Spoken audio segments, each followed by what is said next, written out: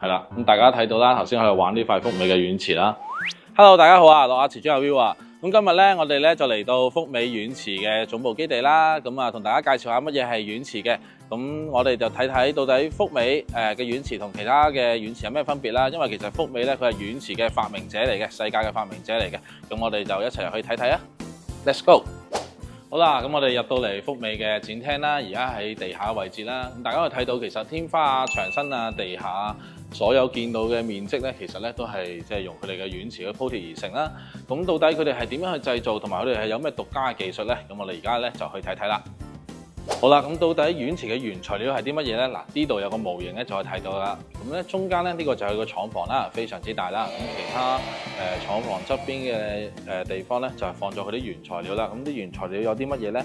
有啲紅土啊、黃土啊、白土啊、黑土啊，一啲雲石嘅石材嘅礦尾啊、水泥嘅用剩嘅材料啊，或者一啲瓷磚嘅碎啊，咁咧都係可以用嚟咧係作為一個軟瓷嘅原材料嘅。咁到底點樣將啲原材料變成軟瓷咧？咁就要睇下佢嘅獨家技術啦。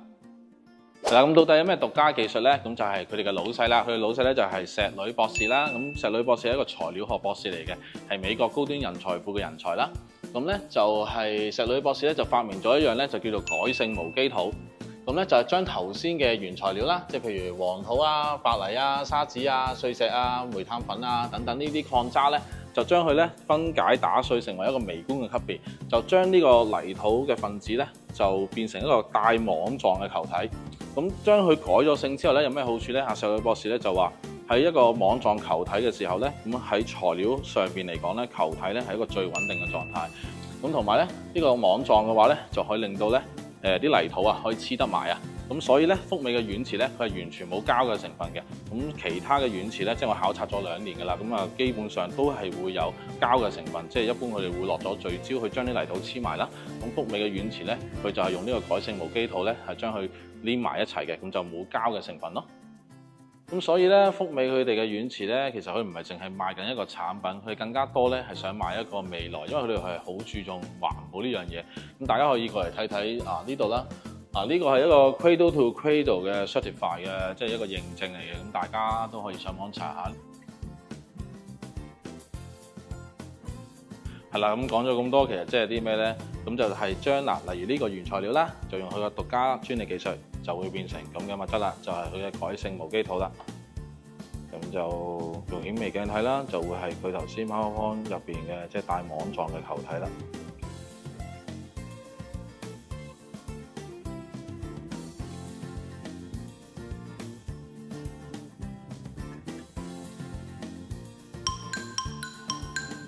係啦，咁大家睇到啦，頭先喺度玩呢塊福美嘅軟瓷啦。咁啊，福美軟瓷咧，咁啊好輕啦，同埋咧佢可以彎曲啦。咁彎曲嚟講嘅話咧，喺建築啊，又或者喺室內設計上邊嚟講咧，咁應用性咧就會多咗好多。咁除此之外咧，佢就防火啦、防水啦、防潮啦、防霉啦。咁樣咧，一般咧應用咧會邊度應用得比較多少少咧？咁啊，首先講外邊啦。外邊嚟講嘅話咧，就好多大廈嘅外牆啊，又或者好多酒店咧、大公司啊，佢都會用即係軟瓷咧做佢嘅外牆嘅。咁咧就例如 Rosewood 啊或者 Sheraton 啊酒店咧都用過即係佢嘅軟瓷咧做外牆呢個案例㗎啦。咁你話到室內嘅可能係餐廳啊，或者係店鋪啊，又或者係一啲會所啊，其實做一個室內嘅裝修啊，咁都係非常之適合嘅。咁你話到家居啦，家居嚟講嘅話咧，就我哋可以即係做背景牆啊，又或者廚房啊、廁所啊，咁廚房、廁所做一個翻新、做牆身，咁啊就會係一個幾好嘅選擇咯。咁福美嘅軟瓷咧，佢有咩好處咧？嗱，佢係一個冇隔傳嘅產品啦，因為頭先我都講過，佢係一個冇落到膠而製造出嚟嘅產品啦。咁所以咧，佢係用一個改性無機土去做出嚟噶嘛。咁佢係拎咗 BV 呢個認證嘅。咁 BV 係一個即係好高要求嘅一個環保嘅認證啦，即係基本上係一個無碳嘅產品嚟㗎啦。咁呢個就係佢嘅其中一個特點啦。係啊，第二啦，咁福美嘅軟池咧，佢係可以咧淨化到空氣嘅。點解咧？因為佢嘅軟池咧係可以咧釋放到負氧離子出嚟嘅。咁咧佢1秒鐘咧就可以釋放4970萬個負氧離子出嚟。咁咧就其實咧比行業嘅標準咧800萬個咧都高咗好多出嚟㗎啦。第三咧，佢嘅防火性能咧係非常之好嘅。咁佢歐盟咧 A 級防火咧，佢係可以做得到嘅，即係佢帶有唔同嘅產品啦。第3代咧可以做到 A2 級啦，咁第4代咧係可以做到 A1 級嘅，咁係一個最高嘅標準嚟㗎啦。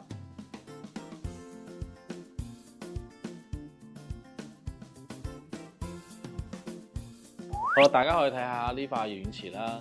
嗱，佢係模仿一個石嘅表面啦。係啦，咁之前咧都有 fans 咧就問啦，軟池佢會唔會好容易甩色啊？咁其實福美嘅軟池咧係唔容易甩色嘅。點解咧？因為佢係用一個改性無機套做原料嘛。然之後咧，佢用一個 3D 打印技術，就用翻改性無機套咧做一個原料，就 3D 打印出嚟。咁所以本身佢隻顏色咧就係佢個材料嗰隻顏色發出嚟㗎啦。咁但係你話其他軟池嘅咁就可能就有機會容易啲甩色，因為出邊以我自己去了解啦，一般咧都係用一個 UV 打印。咁 UV 打印嘅話咧，就即係接受到紫外線啊或者陽光咧，就會容易去甩色咯。咁就係呢一點我要注意下。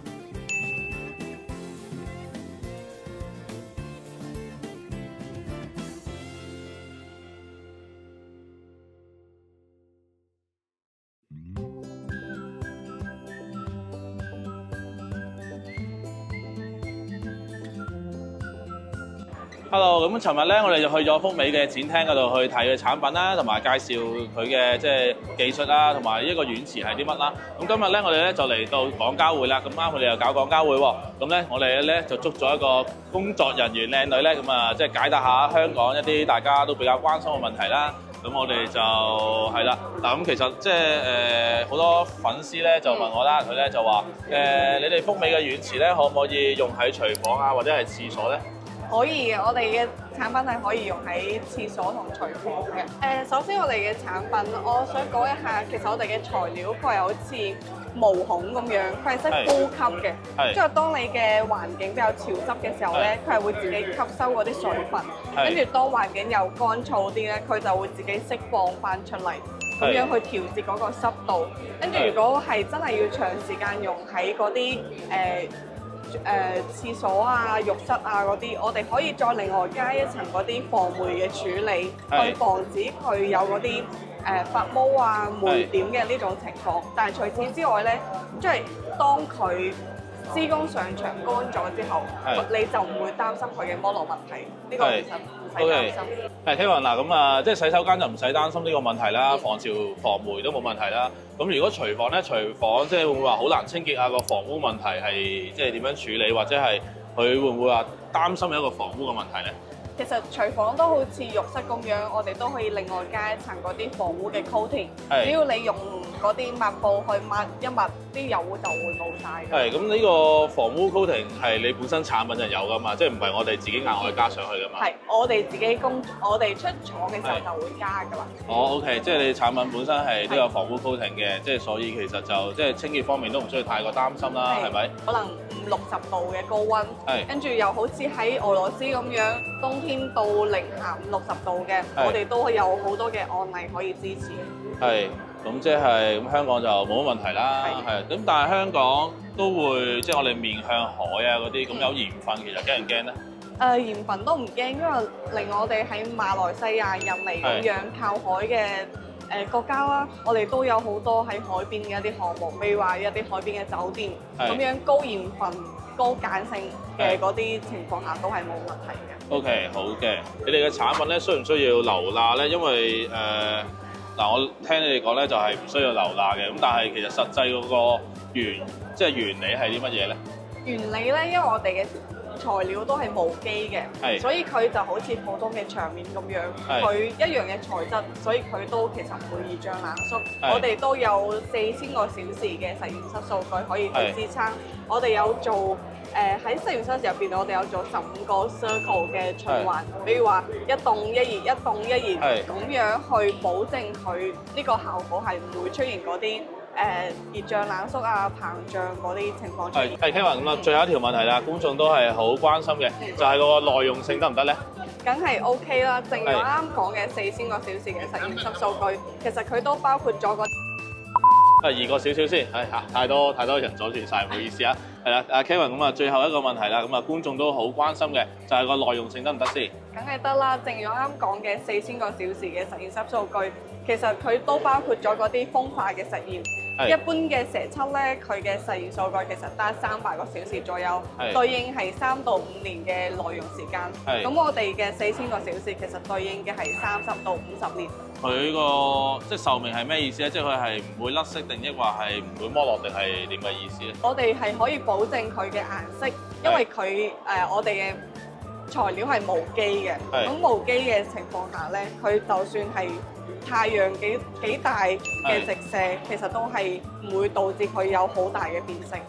即係我理解啦，即係意思嚟講咧，非人為嘅損壞之下咧，就可以保證佢30至50年不變。係。OK， 好啦，咁啊唔阻你做嘢啦，你去 sell 翻你啲客先。好，拜拜。